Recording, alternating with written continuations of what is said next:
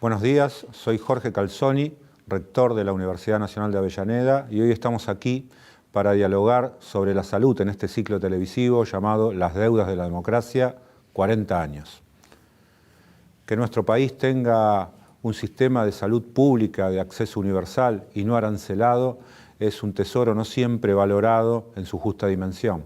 Cuando surge la comparación sobre el acceso en otros países, revalorizamos nuestro derecho a un sistema sanitario gratuito y de calidad.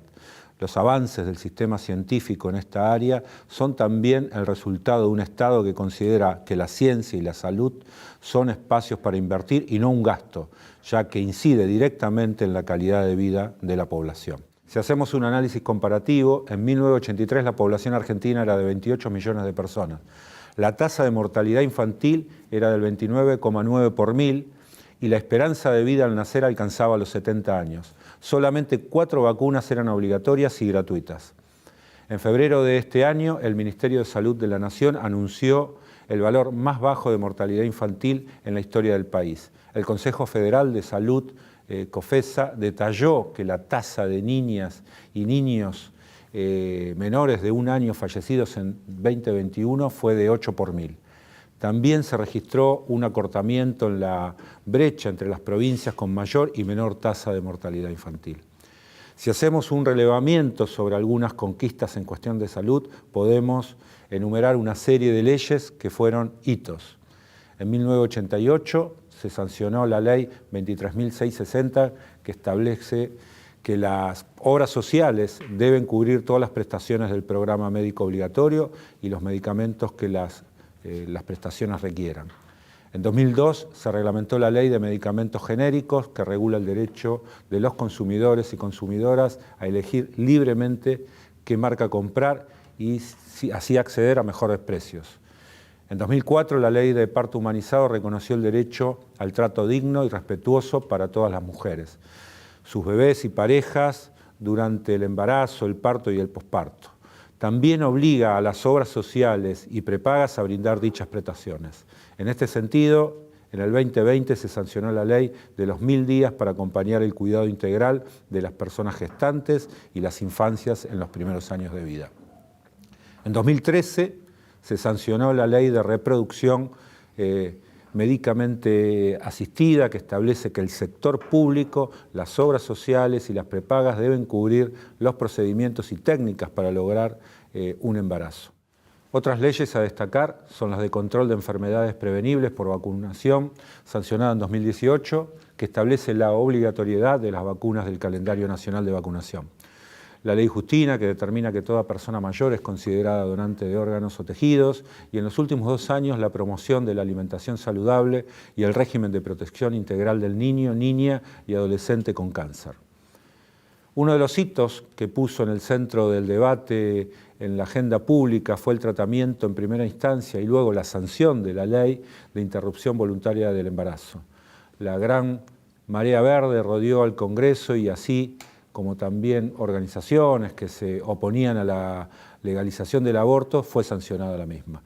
El 30 de diciembre de 2020 el Congreso aprobó la ley y en estos más de 2 años las muertes maternas por aborto descendieron. Según los datos del Ministerio de Salud, pasaron de 23 madres que murieron en 2020 a 13 en 2021. Sin embargo, la meta de mortalidad materna planteada es de 0. Según la ministra Carla Bisotti, en la actualidad son más de 1.400 los centros de salud que garantizan la ILE y la IVE en todo el país. La pandemia por el coronavirus hizo que los engranajes del mundo moderno dejaran de funcionar durante un tiempo de aislamiento social preventivo que dejó en claro el dicho de que primero está la salud. Con gobiernos que invirtieron y otros que no lo hicieron, con creación de hospitales y de centros de atención primaria de salud, tuvo idas y vueltas en estos 40 años de democracia que iremos debatiendo en este programa.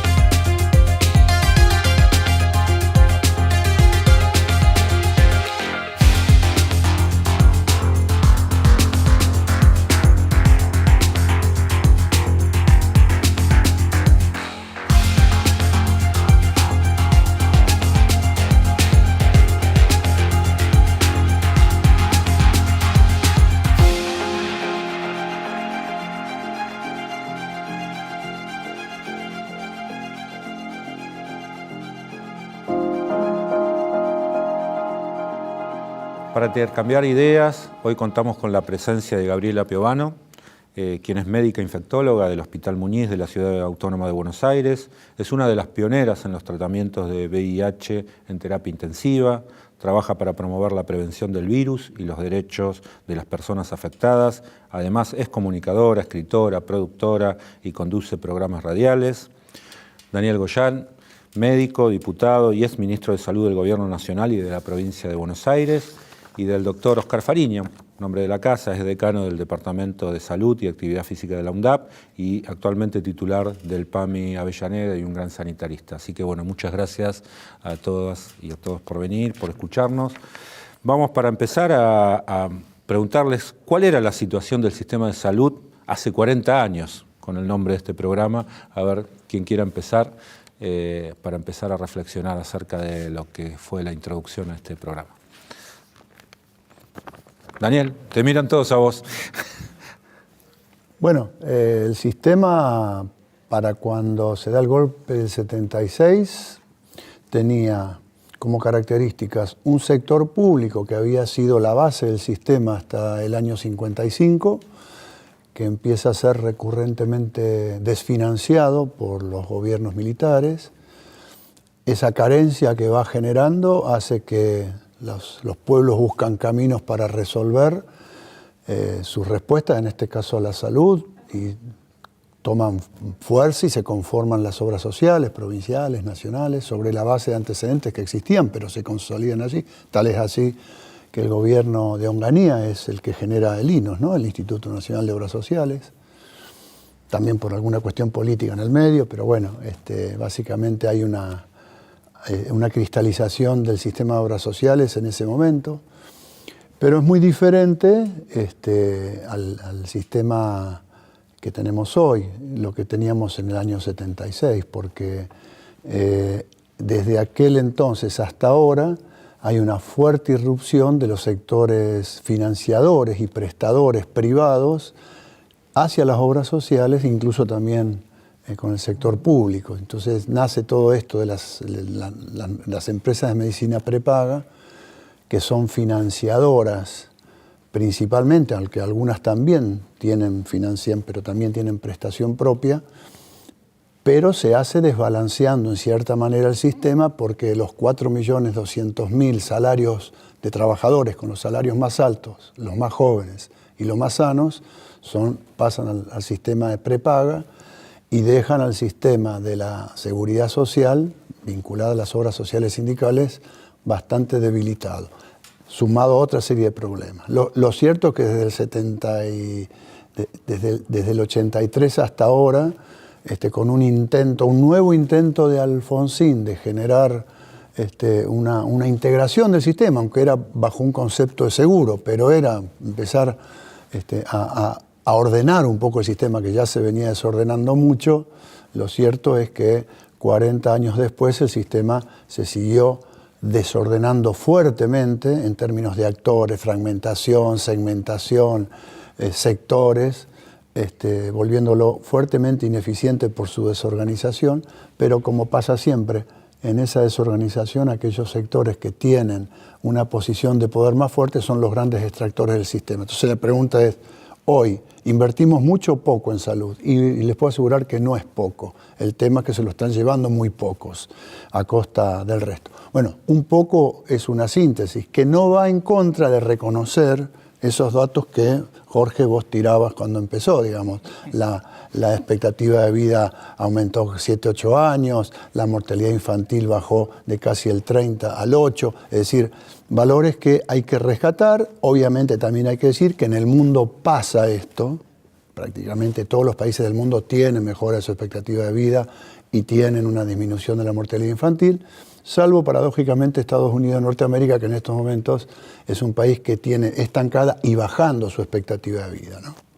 Como una nota de color, digamos, para ver cómo funcionan los sistemas de mercado en la salud. Gabriela. Bueno, yo creo que está muy bien lo que él señala, que bueno, realmente hubo un plan político, ¿no?, de vaciamiento de todo lo que era un sistema solidario, Y después, bueno, llega la democracia un poco presionada, ¿no? Todo lo que fue Alfonsín con su promesa y con sus cuestiones y que desgraciadamente no pudo. Y después, bueno, yo entiendo que el menemismo es un poco el que instala la cuestión de las obras sociales tercerizadas, lo cual obviamente, bueno, era como privatizar el servicio.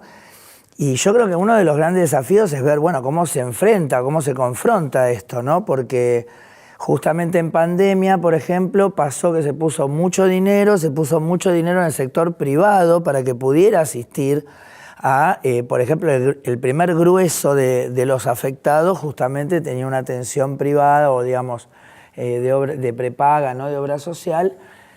Y sin embargo el Estado tuvo que salir a asistirlos, ¿no? Ahora, los empresarios de esas obras sociales y prepagas después se niegan a pagar el tributo a la riqueza. Entonces, esa desigualdad que se va planteando, que redunda en que el trabajador, por ejemplo, pone mucho dinero y realmente lo que se le devuelve hoy son turnos diferidos, o sea, son cosas que obviamente hay una respuesta. Y tenemos que dejar sentado, ¿no? Que nuestro sistema de salud en un sentido es ejemplar y que hay que valorarlo porque realmente cuando vos recibís gente de otros países, el costo que tiene, todo esto realmente es impensado para nosotros. Ahora, bueno, yo no sé si ahora da para hacerlo. Creo que una gran deuda también es el carácter de la atención médica, ¿no? O sea, en la dictadura se estableció una persecución muy grande a un modelo solidario, sanitarista, inclusivo. Y desgraciadamente, pensemos que en la Facultad de Medicina, en el piso 17, había un chupadero. Se llevaban estudiantes de medicina, hubo denuncias, hubo falsas denuncias para quedarse con los cargos. Entonces todo eso llevó a un profesional de la salud en general, no solo el médico, que desgraciadamente tiene una mentalidad meritócrata, individualista, que no entiende los fenómenos políticos donde está encausado. Fijémonos que, por ejemplo, no pudieron ver el manejo geopolítico de la Organización Mundial de la Salud con respecto a la pandemia y a las vacunas, y no se vacunaron y se murieron. Gente que no ha promovido la vacuna, por ejemplo, entre sus pacientes de riesgo. O sea que, bueno, lo vemos, por ejemplo, con el tema HIV, discapacidad, ¿no? Consumo problemático, salud mental. O sea, hay una formación que hay otros centros hoy de formación universitaria que están revirtiendo ese carácter y esa formación. Pero hay una gran deuda con respecto al personal de salud en su carácter discriminador. O sea, falta mucha capacitación, empatización. ¿Por qué? Porque esto fue que ganó ese otro modelo, el modelo individualista, ¿no es cierto? O sea, hablar de política era peligroso.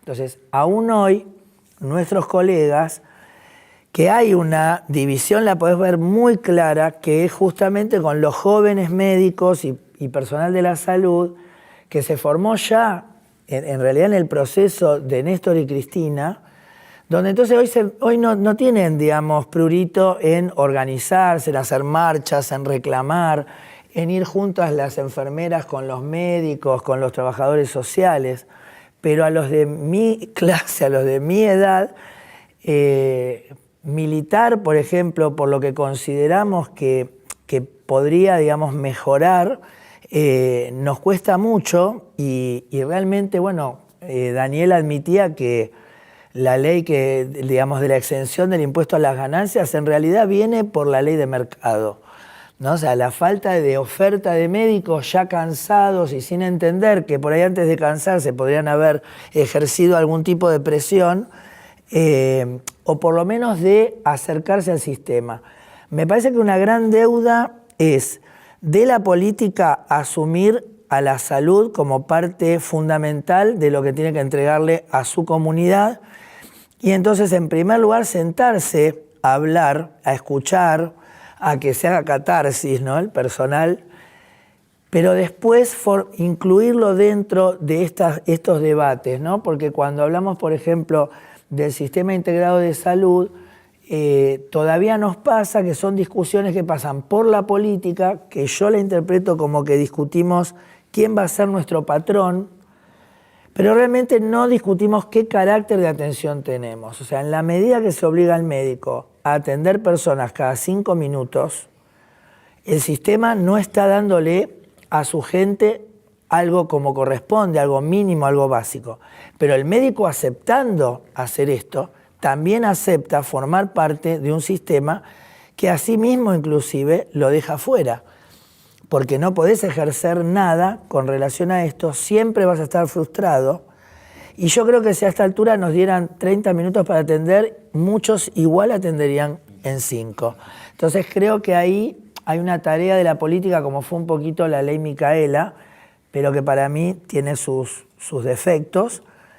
Bueno, ver cómo recomponemos ese lazo solidario, esa mentalidad solidaria que se juega, que se compromete, que no estoy, por supuesto, no estoy hablando ni quiero generalizar de lo que estoy hablando, porque obviamente estamos llenos de compañeros, compañeras y compañeros que todos los días ponen el cuerpo y ponen la empatía para dar salud al resto, entonces, y para acompañar, ¿no? Pero bueno, me parece que una gran deuda de la democracia es discutir este carácter. Oscar, un poco en base a lo que decían Daniel y Gabriela, hay como 3 periodos, ¿no? Está como el alfonsinismo, lo que pasa con el menemismo y lo... Sí, yo iría un poquito antes, yo digo, en los 70, digamos, la medicina era absolutamente personalizada, ¿verdad? El médico tenía una concepción libre pensadora, ¿no? Digamos, es decir, que todavía el médico mantenía el tema del trabajo en el hospital en tiempo parcial y después en la actividad privada, ¿no? Los hospitales tenían, no solo hospitales, sino la medicina tenía tecnología limitada. Era mucho trabajo médico, era mucho estetoscopio, mantilla, manos y semiología, ¿no? Digamos, la tecnología se empieza a incorporar a partir de ahí. Inclusive, por ejemplo, Alfonsín incorpora los primeros tomógrafos en los hospitales públicos, por ejemplo, ¿no? Digamos, es decir, empieza a entrar la tecnología. Y por otro lado, fíjense que inclusive la lucha, es decir, el médico como libre pensador, no era pasible de sentirse un trabajador de la salud. Ese proceso aparece fundamentalmente en los sectores públicos en la provincia de Buenos Aires a partir del 82, que cuando se funda la coordinadora interhospitalaria, que fue por un hecho virtual. Es decir, en esa época yo era parte de uno de esos médicos, los médicos de guardia de los hospitales nacionales teníamos la categoría en el nomenclador de changarines. Éramos médicos changarines y se nos pagaba por guardia. Y la lucha empezó cuando en el 82 los médicos empezamos a pedir el pase a planta, porque había una ley que nos... una ley de concurso que no se cumplía y entonces no podía ingresar a la carrera. Digamos, y fíjense, la SICOP, que hoy es un esto son las cosas que nos da la democracia. Es decir, los médicos organizados gremialmente, con capacidad, están en la mesa de discusión de las políticas sanitarias, ¿no? Y el otro tema que yo creo, bueno, en este fraccionamiento, esto bien lo describió Daniel, el tema de los 3 subsectores, ¿no? El sector público, el sector privado, el sector de obras sociales, que a su vez, articulados entre sí en un sistema fragmentado, donde los gastos de transacción, evidentemente, evitan, es decir, hay un gran gasto de salud, pero con bajo rendimiento. Y por otro lado, una discusión que cada vez toma mayor volumen, sobre todo en Latinoamérica, con las políticas, los nuevos criterios, la epidemiología crítica, es decir, cuánto juega lo social con respecto a lo técnico. Yo creo que hay una discusión muy fuerte que no se da en todo el mundo, porque esta discusión se está dando en América y en algunos países de Europa, pero muy poquito, ¿no? Pero digamos el tema de la epidemiología crítica, donde evidentemente todo el sistema de focalización de la atención de la salud por vulnerabilidad no deja de salir del modelo médico hegemónico. Digamos, y esta necesidad de pasar, ¿no?, a un modelo holístico e integral de salud, donde hay corrientes, hoy la medicina general ha aportado bastante y sigue aportando, pero el modelo sigue siendo tecnológico, centrado en la enfermedad, donde el paciente importa poco. Y esto inclusive lo vemos en la práctica, en los sanatorios, en la atención, el paciente objeto. Digamos, me parece que ahí es donde viene este tema de discusión que me parece que es la que puede transformar un modelo de salud holístico, humanizado, cerca de la gente y sobre todo basando en la promoción y prevención, que es lo que hizo el gobierno nacional en los últimos años. Se ha avanzado mucho en la promoción de la salud, en el cuidado, en las vacunas, es decir, y yo creo que la enseñanza, fíjense, porque también hay una reflexión, la pandemia ha sido, desde el punto de vista del concepto sanitario, un tema de vivir una pandemia es un tema extraordinario en términos de un fenómeno que nos supera y que llama a la creatividad, cosa que el mundo ha tenido, ¿no?, para resolver. Pero por otro lado ya se olvidó, ¿no? Los enfermeros, que fueron el eje de la pandemia, en la ciudad de Buenos Aires siguen siendo sin reconocerse dentro de la carrera sanitaria. Es decir, del aplauso a la condena. ¿La verdad? Es decir, como que estos ejemplos que habría que retomar para tomar lo positivo de esto, digamos, bueno, quedó y se olvida rápidamente, ¿no? Entonces, bueno, yo creo que la integración del sistema, creo que es el objetivo. Nosotros con los estudiantes en nuestra universidad trabajamos mucho este tema, lo mismo que pasa con las cuestiones interculturales en la salud en un país cosmopolita como el nuestro, ¿no?, donde realmente hay que trabajar tanto. Así que bueno, yo creo que la democracia nos da esta posibilidad de respirar un aire distinto, de tener posibilidad de cambiar la situación. Yo me acuerdo de nuestra vida de jóvenes, era en la oscuridad de la dictadura, hablar susurrando, el miedo a la delación, el miedo a la desaparición. Es decir, todo esto que nos condicionó, digamos, por nosotros, hubo una parte de nuestra vida que hemos vivido en una situación ilógica para una juventud, ¿no? Digamos que esto también se va olvidando, ¿no? Hay alguien que niega, los negacionistas niegan esto, pero esto no, independientemente del tema de las desapariciones y todo este terror lo vivió la sociedad completa. Entonces ahí me parece donde aporta una luz la democracia, con todos los problemas y los condicionamientos, pero que nos permite tener alguna luz en el camino para que esto pueda cambiar y pueda mejorar, ¿no?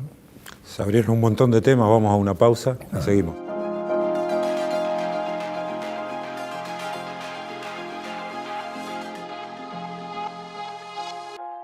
Bueno, se abrieron un montón de temas, cada uno lo planteó en estos 40 años de democracia de distintos enfoques, ¿no? Uno es el de la infraestructura, ¿no?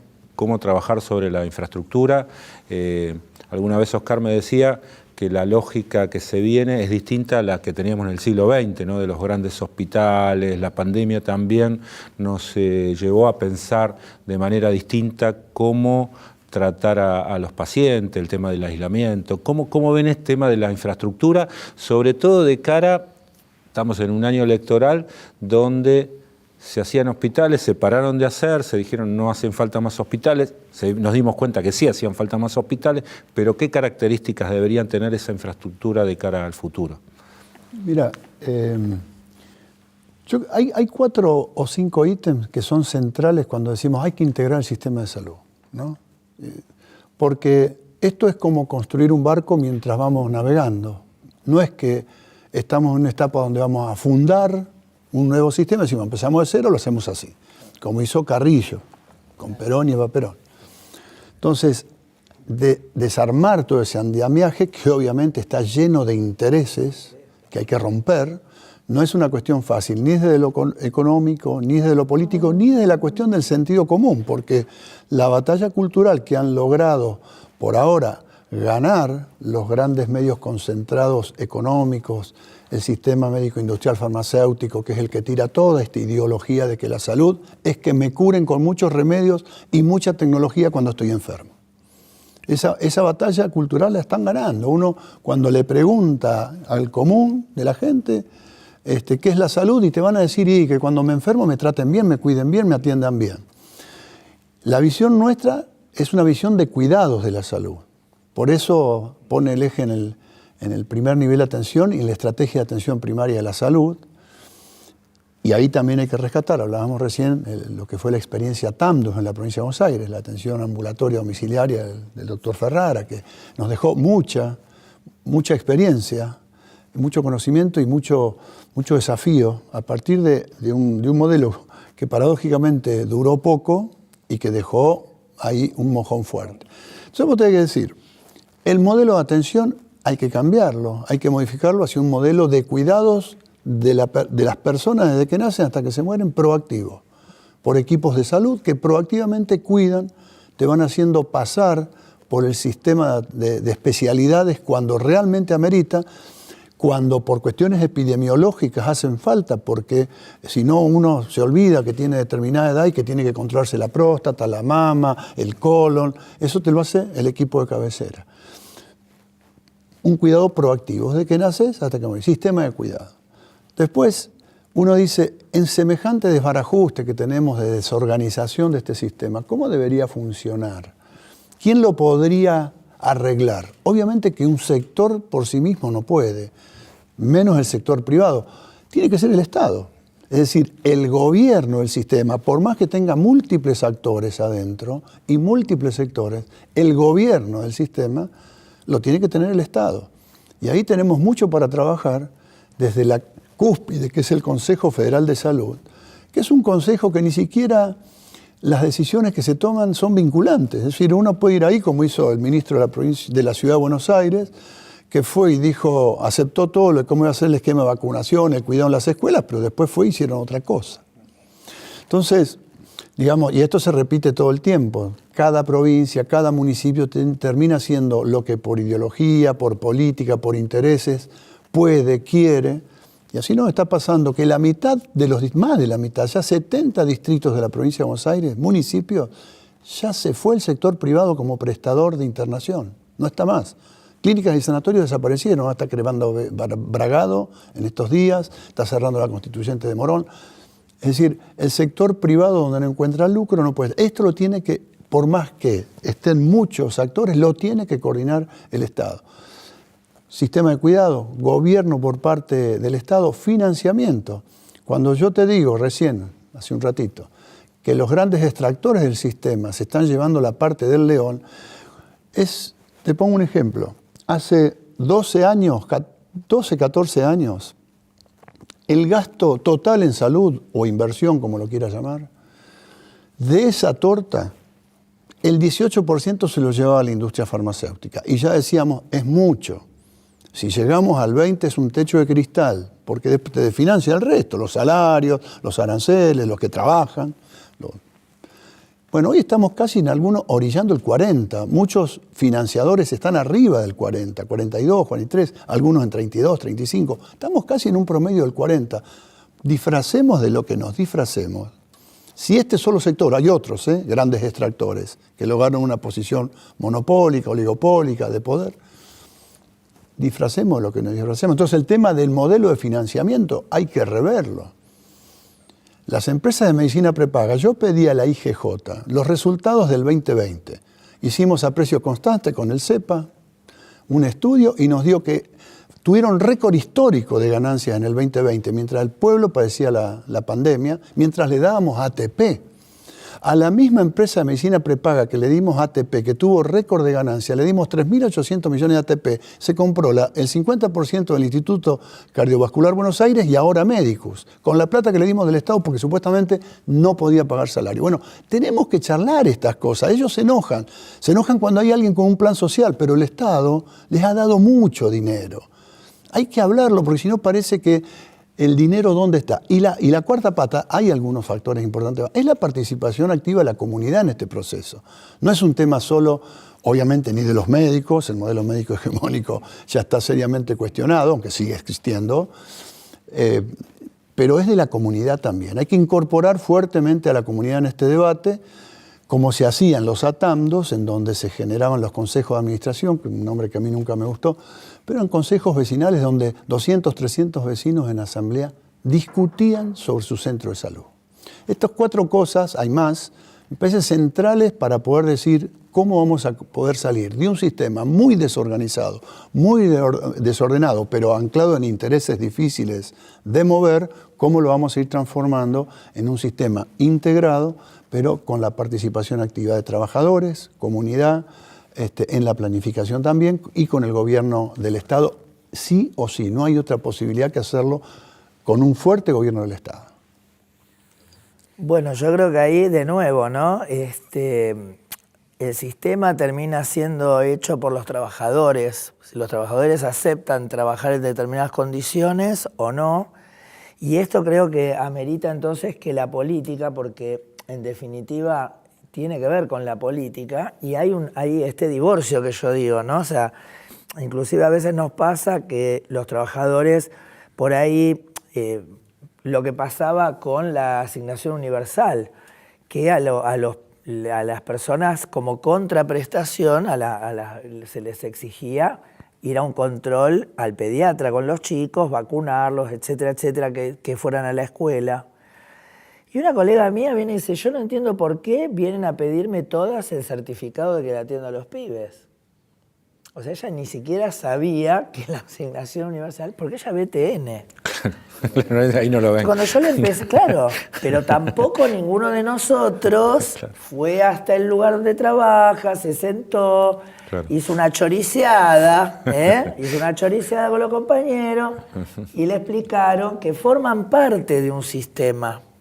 O sea, yo creo que ahí tenemos que empezar a realmente a repensar, porque además con esta perspectiva, digamos, nos siguen devorando, porque si vos me preguntás, fíjate, convive una visión como la que tiene Goyán para la provincia de Buenos Aires y tenés un Quirós para la ciudad de Buenos Aires, que sigue cerrando. ¿Qué perspectiva tenemos? Bueno, que nos sigan cerrando. De hecho, se hace la ley de la extinción de ganancias a los profesionales de guardia. Duró 2 meses. El tercer mes ya se hicieron los boludos y no nos lo dieron. Y yo tengo entendido que tampoco es algo que nos da la ciudad. Es algo que se hicieron justamente para desanimarnos como contra campaña electoral, ¿no es cierto? Pero el problema no es la campaña electoral, el problema es que ellos como política proponen el achicamiento de la salud, del servicio, tampoco defienden a los afiliados de las prepagas, porque ellos son las prepagas. Entonces, todo este debate que es muy enmarañado, pero bueno, que si recuperamos el protagonismo del trabajador de la salud, entendiendo su papel, jerarquizándose, bueno, creo que sería distinto con lo que contamos. Y otra gran deuda que tenemos en el sistema de salud, en la democracia, es la salud mental, ¿no? O sea, el tema de salud mental, desgraciadamente, cuando se sale con la ley de desmanicomialización, lo dije todo de corrido, es una ley de avanzada, es una ley que sí que contempla las situaciones de los lugares de encierro de salud mental, donde la mayoría de los casos son sociales, pero cuando se termina de sancionar, aparece el gobierno macrista y por supuesto, o sea, ahí estamos en un plan de salud que incluye a la comunidad, porque realmente esa masa de personas tendrían que hoy estar en casas de medio camino. Bueno, no hay nada de eso. Desgraciadamente en la pandemia, no por orden, entiendo yo, de quienes manejaban, sino por el carácter entonces expulsivo de nuestros colegas, abrían la puerta de la y decían, no, esto es para COVID. Hoy tenemos un aumento de las personas, por ejemplo, con tuberculosis grave, porque también pasó esto. O sea, el resto de las enfermedades. ¿no? Y sabemos de lugares que murió gente porque no la tocaron. No la tocaron. Porque se siguió manteniendo esta cuestión yoica, individualista, etcétera, etcétera. Entonces, si no vamos sobre esto, si no vamos sobre el tema de salud mental, desgraciadamente nuestro proyecto que tiene que ver con la felicidad, bueno, hoy está haciendo agua. Entonces creo que ahí, porque yo trabajé en salud mental, no lo estoy diciendo de afuera. Obviamente que el carácter de esta corriente, digamos, renovada del peronismo en relación a la salud mental, etcétera, etcétera, que está muy buena, que uno la acompaña, pero en los lugares que se ejercen no hay recursos. No hay recursos, los profesionales tampoco están ayornados, vemos gente brotada en la calle y nadie se hace cargo, vemos gente, bueno, y desgraciadamente no se va a ver lo que está pasando, entonces dice, no, bueno, la persona se quiere internar, no la interno. Bueno, todo eso no es que uno lo quiere cobrar, pero uno quiere decir, está pasando eso y es inadmisible. Y ahí volvemos a la política.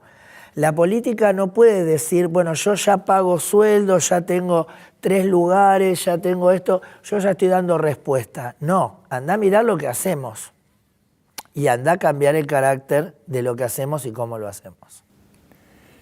Oscar. Bueno, sí, yo creo que esto es muy importante, lo de la salud mental, ¿no? Yo creo que en la transición epidemiológica, hoy está a la cabeza, es decir, como antes eran las degenerativas y antes las infecciosas, hoy prácticamente la gran epidemia son 2, me da la impresión, ¿no? Que es la salud mental y la mortalidad y los accidentes, la violencia. Sobre todo en países como el nuestro, donde toda esta crisis que se sostiene es como produce efectos como si estuviéramos en una posguerra, ¿no? Yo en su momento, yo estaba en el Ministerio de Salud de la provincia, en la época de Felipe, ¿no? Y habían venido los españoles a ofrecernos un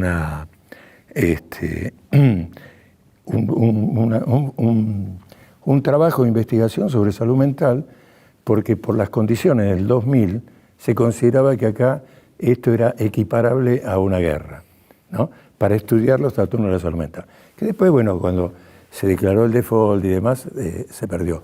Pero yo creo que es verdad, y por otro lado la violencia que cada día es mayor, que es otro de los grandes problemas que tenemos en el sector. Si bien no son temas de salud, repiten espectacularmente sobre el equipo de salud.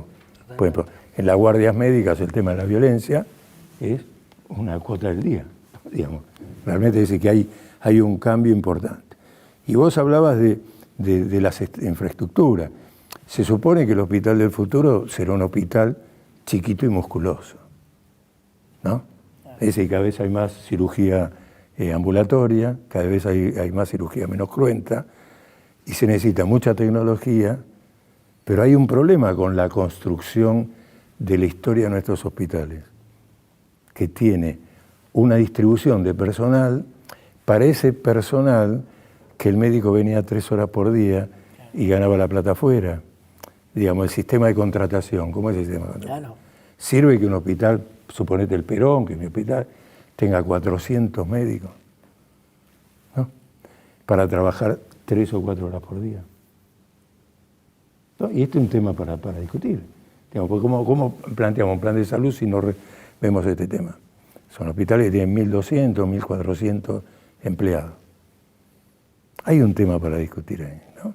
Que está bien, ahí entra lo gremial, hay que discutir con la muchacha de la psicóloga tema, hay que ver cómo refuncionalizamos el recurso humano para sacarlo del hospital o ponerlo dentro de la comunidad, porque para eso habrá que mejorar el pago de los salarios de los trabajadores de salud que trabajan en el primer nivel de atención. Digamos, porque si no tienen hoy una maquinita para facturar, no tienen una aparatología, con el sueldo básico no se vive.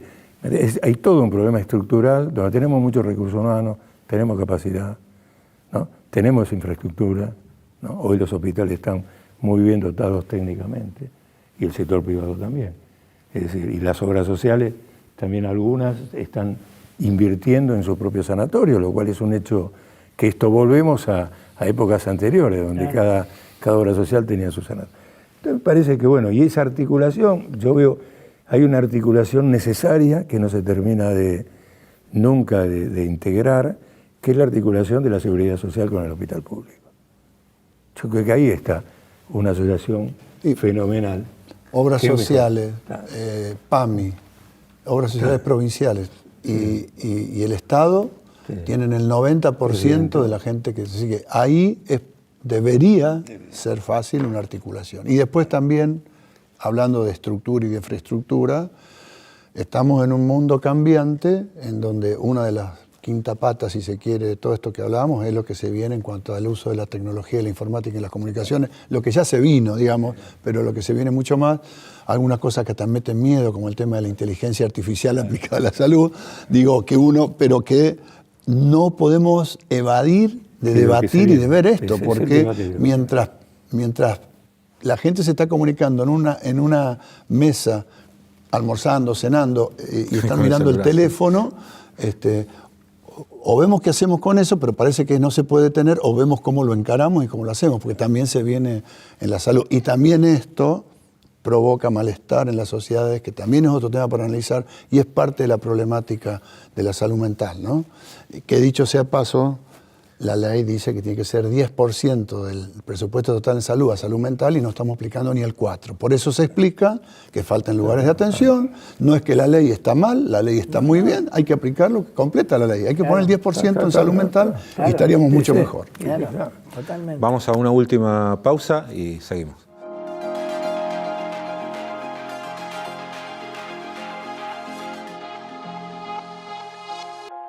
Bueno, vamos al último bloque. Le voy a hacer dos preguntas juntas o como para que ustedes las elaboren. Uno es, hoy está en debate el tema del seguro de salud. A ver qué piensan al respecto.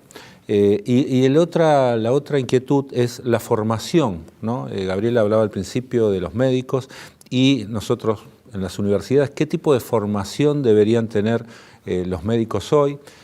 Hace un poquito firmamos un convenio, por ejemplo, con el Garrahan y nos decían que en el país cada vez hay menos pediatras, ¿no? ¿Qué es lo que sucede? ¿Cómo ven este fenómeno en cuanto a formación, duración de las carreras? Por ejemplo, Medicina de la UBA sacó hace poquito que bajaba la cantidad de años, pero en realidad tenían más de lo que tiene el sistema.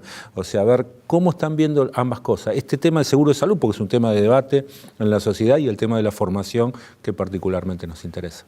Mira, es importante que la gente entienda una cosa. ¿Qué es un seguro de salud? Es un seguro como vos tenés en el auto. Lo tenés por un riesgo posible, cuando chocas, estás cubierto. La idea del seguro de salud o de seguro en la salud es propiciar este modelo de pensamiento, esta manera de pensamiento. Yo, cuando tengo un problema, me atienden, lo que decíamos al principio, y me atienden bien. Entonces estoy cubierto por un seguro para cuando me enferme. La otra visión, basada en la atención primaria a la salud, basada en un fuerte primer nivel de atención con capacidad resolutiva de las consultas cotidianas por un equipo de salud, que contemple la dimensión biopsicosocial del ser humano, etcétera, etcétera, es el otro modelo. Es un modelo de cuidado permanente, es un modelo de cuidados en todo el ciclo vital. Son dos modelos contrastantes en el mundo. Uno de ellos, lo podríamos decir, está en Gran Bretaña, un país capitalista, imperialista, con un sistema financiado, administrado y prestado por el Estado. Fuertemente atacado en los últimos, sobre todo 15 años, fuertemente, desde Thatcher en adelante, te diría. Fuertemente empieza a ser atacado de la manera como las derechas atacan estas cosas que dependen del Estado. Te lo van desfinanciando de a poquito. Hace 15 años prácticamente que no había aumentos salariales en los trabajadores que eran bastante bien pagos, estaban bien pagos en Gran Bretaña, y los trabajadores de la salud. Bueno, vimos movilizaciones ahora de cientos de miles, saliendo a defender un modelo. Pero ¿qué pasa? La derecha hace eso y te desfinancia, empieza a funcionar mal y después dice, che, qué mal que funciona, hay que privatizar. Claro. Ese modelo es un modelo similar al del peronismo de la primera época, que perduró, porque nació más o menos en la misma época igual, perduró hasta ahora en países como Gran Bretaña. El contramodelo es de Estados Unidos, o el chileno, o el hoy colombiano. Los sistemas de seguro no son buenos para la sociedad, porque además, si ya el nuestro, teniendo un subsector público que mal te brinda todo lo que alguien necesita para cuando no tenés ningún otro tipo de cobertura, imagínate vos lo que es cuando vos estás en un sistema de seguros, en donde en Chile hay más de 5.000 propuestas en los catálogos que te da una empresa privada, diferenciados con un poquito más caro, según lo que te brindan.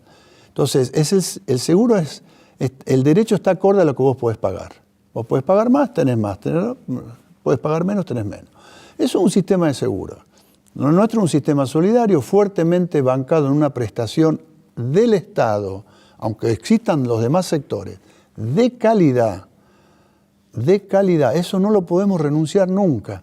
El Estado tiene que ser la vara donde se quiera mirar la gente, no el piso del derecho, el techo. Y de hecho, en muchos lugares lo fue. Y de hecho, en la pandemia, los resultados, mejores resultados en las terapias intensivas, por ejemplo, que está medido y estudiado, se dio en los hospitales públicos. No en el sector privado, salvo algunos grandes prestadores privados que tienen determinadas características, calidad, etc. En la mayoría no fue bueno. El sector privado no cumplió a la altura de lo que estuvo el Estado. Bueno, esa es la gran discusión. ¿Qué tipo de cosa queremos? Lo que pasa es que cuando vos hablas del mercado y el seguro, te van a aparecer o los Macri planteando la CUS, o este otro que ya plantea directamente el voucher y todas estas cosas, ¿no? Que son irrealizables. Claro, bueno, ahí tenés como justamente te venden algo que parece que está bueno, que está bien, como pasa, viste que el sistema de Estados Unidos uno nunca le queda muy claro hasta que ves la película Psycho, ¿no? De Michael Moore, y ahí entendés bien de qué se trata. Y nosotros tenemos consagrado el acceso a la salud desde la Constitución. Entonces realmente tenemos que defender este modelo y bueno, un poco también con la segunda parte de la pregunta, ¿no? Que tiene que ver con la formación. Acá hay una cuestión que es, por eso se ha dejado solo, de alguna forma, justamente quien se incorpora al sistema de salud como trabajador, ¿no es cierto? Que en un sentido se tiene que, salvo algunos lugares donde, por ejemplo, el arraigo, ¿no? O sea, ¿quién va a ir a trabajar a un lugar donde si tiene que pagarse todo y es un lugar inhóspito o va a ir con sus hijos si no hay una escuela? Entonces, por ahí hay que repensar, digamos, y uno esperaba que la pandemia fuera, ¿no? También como la bisagra.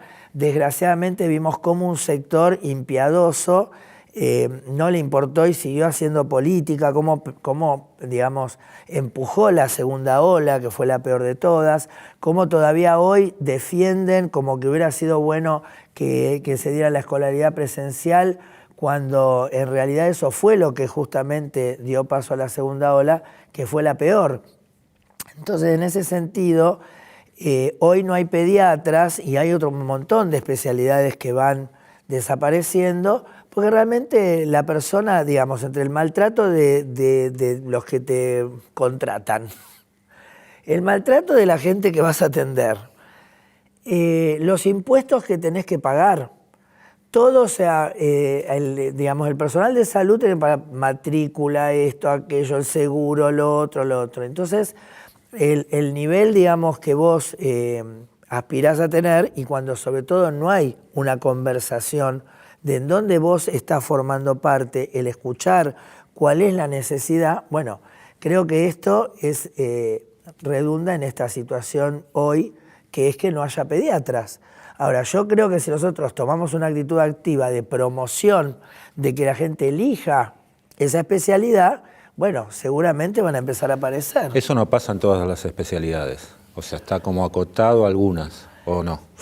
Y hay yo 4 o 5 que son críticas. Esas son. Críticas. Que están ahora en una situación, digamos. Pero estamos hablando de clínica médica, estamos hablando de pediatría, terapia intensiva, estamos hablando terapia de... intensiva están cansados. Neonatología. Además es un personal, porque nosotros tuvimos una época de oro, que fue la época del kirchnerismo. O sea, nosotros cobramos todos los meses, muchachos. Nosotros, discúlpenme, pero en la época de Menem y en la época de la Alianza, nosotros no cobrábamos. Con el chamullo de que PAMI no pagaba, no nos pagaron durante un año completo, por ejemplo. Y además piensen que las deudas nuestras eran en dólares, en realidad. Y viene Néstor y dice, bueno, vamos a pagar todo, pero ustedes me ponen en blanco a la gente, más la sindicalizan. Y él en esta práctica justamente ponía en juego como un actor político otra vez al trabajador. Pero sin embargo el trabajador de la salud no lo tomó como de esta forma. No se dio cuenta que estaba eligiendo delegados para que lo representaran, para en la puja de distribución ganar. Entonces todo el tiempo están esperando que le tiren algo.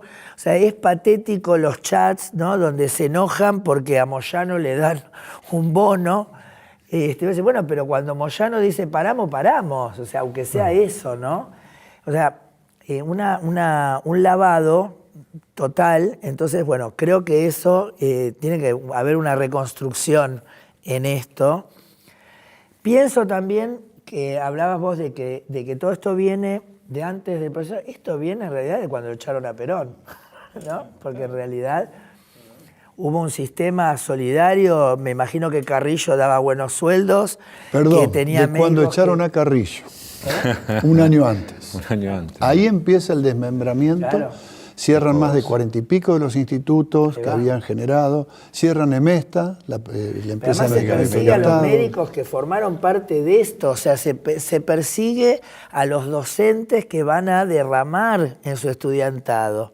Entonces ya de ahí empieza una época oscura, ¿no? Donde se instala esta situación, porque hasta inclusive, por eso hay una gran deuda en la democracia. Yo cuando entré a trabajar en el hospital, y bueno, por la forma, digamos, de nuestra cultura, yo formo parte de la generación que la diezmó el SIDA, y entonces había una identificación, y yo sabía que para algún sector era peligrosa.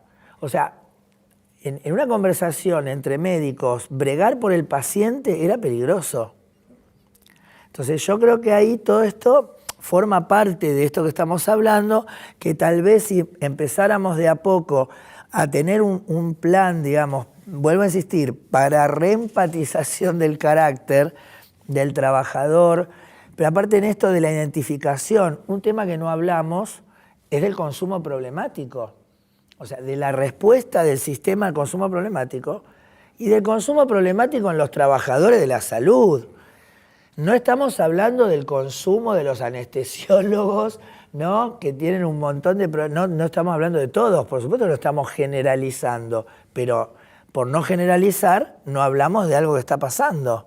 Entonces creo que obviamente hubo un sistema, vuelvo al punto, hubo una época dorada donde a nosotros nos alcanzaba con los sueldos para ir de vacaciones, para ir al extranjero, pero por ejemplo puteaban porque ¿no? se iban afuera y una calza les salía más barata afuera que acá, porque no entienden, ¿no? Por ahí ahora, después de todo lo que nos pasó, tengo colegas que me dicen, mal que me pese, debo admitir que los únicos que somos trabajadores, ya eso me conmovió. Me conmovió, que se diera cuenta que es trabajadora, me conmovió. Porque además diga, los únicos que nos dieron son los peronistas, bueno, o sea, creo que refleja entonces a un sector, digo, somos salvables, pero tenemos que tener un plan. No todo está perdido. Oscar. Bueno, yo creo que esto del seguro, yo creo que la democracia es ampliación de derechos, ¿verdad? Y ahí también la definición de la salud. Entonces, ¿qué es la salud? En virtud de lo que planteaba Daniel. ¿Es un derecho o es un servicio? Si es un servicio lo cobramos, si es un derecho, ¿quién lo puede dar el derecho? El sector público. No hay otra forma, ¿no? Por eso, digamos, prescindir del sector público, todos los países que prescinden del sector público en la administración de la salud, es Estados Unidos, 40 millones de personas sin cobertura, ¿no? Otra vez yo estuve con una familia que vive en Estados Unidos y me decían, en Obregón, vivían ellos no podían pagar el seguro. Entonces, ¿qué hacían? Ahorraban, porque el tipo tenía una empresita constructora, ¿no? Y dentro de todo estaba bien. Entonces todos los meses ahorraba con la idea de mañana que le pase algo, o se venía para la Argentina o se iba para Canadá. Ahí va. Porque era imposible, porque si él pagaba el seguro, digamos, con una cobertura adecuada, evidentemente no le alcanzaba la plata para mantener el nivel de vida. Entonces yo creo que ahí está el tema. El seguro fue un tema, ¿te acordás? El SNI se intentó, pero con mucha participación del Estado. Por ahí el modelo de Uruguay está funcionando bien, ¿no? Es decir, Uruguay armó un seguro con un nomenclador, metió el público y el privado, y teóricamente, bien, son 3 millones de habitantes, digamos, no es significativo. Pero claro, pero el grupo médico uruguayo era un grupo muy potente, el centro médico, la nucleación de los médicos privados, ¿no? Entonces, bueno, yo creo que eso es otro tema. Pero que no hay, digamos, no hay destino si no hay una salud que trabaje sobre la promoción, la prevención, sobre la salud, ¿no? Carrillo decía, el deber de los médicos era actuar antes de que se corte el silencio de los órganos. ¿Verdad? En salud no sentimos que tenemos ningún órgano en el cuerpo. Cuando nos duele algo, bueno, ese sería el tema. Bueno, este es el desafío, creo, ¿no? Así que... Bueno, muchísimas gracias. La verdad que ha sido un gusto, creo que, y espero que para todas y todos haya sido muy rico el debate, la conversación.